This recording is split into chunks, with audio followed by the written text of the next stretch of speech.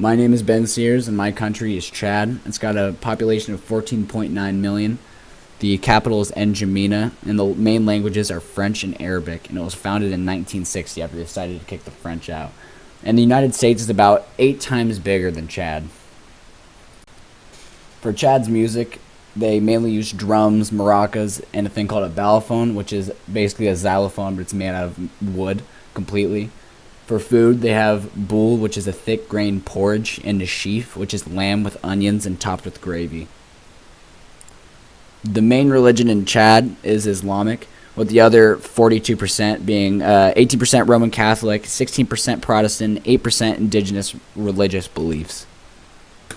Since the main religion in Chad is Islamic, most of the women wear hijabs with long white robes to cover themselves, and the main clothing for men is jalabias with tajias, which is, again, like a long white robe, and a fez-looking hat on top of their head that's usually white.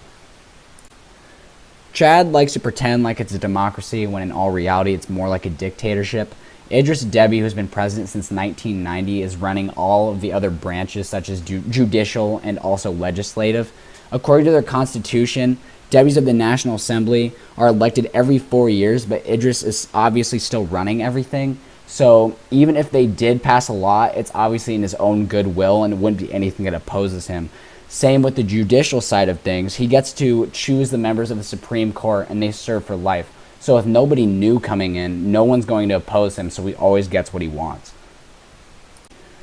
For Chad's military, they have ground forces, air force, and something else called the Gendarmerie, which is basically National Guard. 18 years of age for voluntary service, and they have about 30,000 active personnel. Chad's GDP is about 9.9 billion, and their main natural resources are petroleum, gold, natron, and uranium.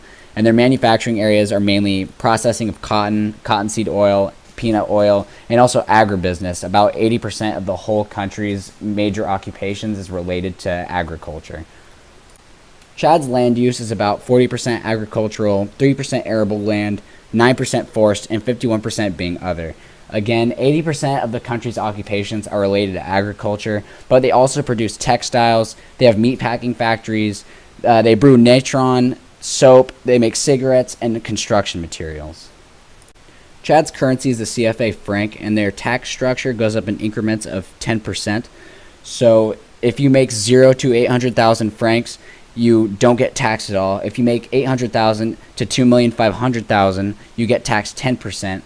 2,500,000 to 7,500,000, it's 20%. And anywhere above 7,500,000, you're getting taxed 30%, no matter how much money you're making.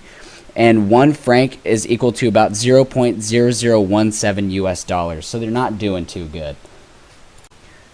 Chad's relationship with the United States is actually fairly good. We established diplomatic relations with them in 1960 after they gained their independence from France. Their major issue is, again, it's very, very corrupt. There's been many attempted military coups. None of them were successful, and Idris has been running things since 1990. In international news, a terroristic group named Boko Haram killed 18 people and abducted 10 others in the Lake Chad region. The group is based in Nigeria, and they've been trying to get political influence there since 2002. And since Nigeria isn't really letting them do what they want, they've been getting more and more aggressive in attacking other countries.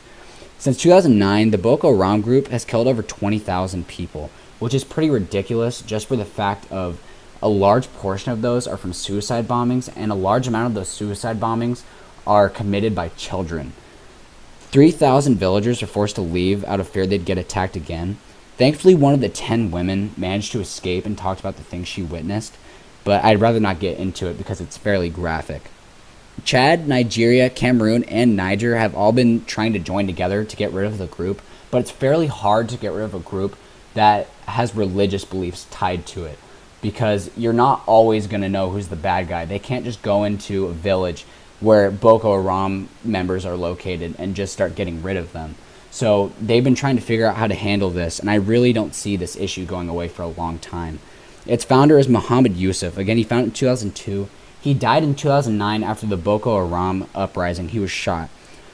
Their leaders are Abubakar Shekau and Abu Musab. That's the current leaders. And what Boko Haram stands for is Western education is forbidden in the Hausa language.